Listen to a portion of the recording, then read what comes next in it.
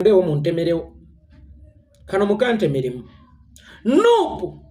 okugoba mpuuga yagudde era nga bavuma His Excellency Bobi Wine bw'atamanyi kubala bya bufuzi naye nga be bantu be bamu abadde bagamba tewaliyo opposition eyanguyidde Museveni ng'eno era tewaliyo parliament eyanguyidde Museveni ng'eno. Ani abadde akulira oludda oluwabula government mu parliament oba ani abadde leader of opposition mu parliament era ababaka ba opposition babadde bakulemberwani bw'oba ngambye tewaliyo opposition eyanguyidde Museveni ng'eno tewaliyo parliament ya ludda luvuganya eyanguyidde Museveni ng'eno atunka kasooti obulungi bwa mpuuga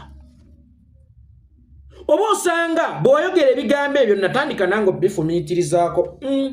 nintandika okunoonyereza nange nenzuula ekizibu era ekizibu nenkifulumya ate ovaayo otya okunkakasa obulungi bwa mpuuga nga tewali opposition eyanguyidde Museveni ng'eno nga tewali parliament eyanguyidde Museveni ng'eno ng'ate ono yabadde afuga oludda oluvuganya mu parliament oba nga yabadde afuga ababaka b'oludda oluvuganya bwe kiba nga ababaka b'oludda oluvuganya bapafominze bubi basaze eddiiro bagenze wa Museveni then who is responsible? Ono kamutwale nga Katikkiro wa Nuupu mu parliament nga Ssaabasajja Kabaka bw'agamba nti Oweekitiibwa Katikkiro genda onkuumireko ku Baganda so ono gwe njogera Katikkiro omutuufu bw'alina okukola genda onkuumireko ku Baganda ne Kyagulanyi yagamba nkuwadde obwa Katikkiro genda onkuumireko ku babaka abo ababaka batwaha Kagabo baani obalaba bazunga bagenda wa Museveni ne mutuuka n'ogga tewaliyo opposition eyanguyidde Museveni ng'eno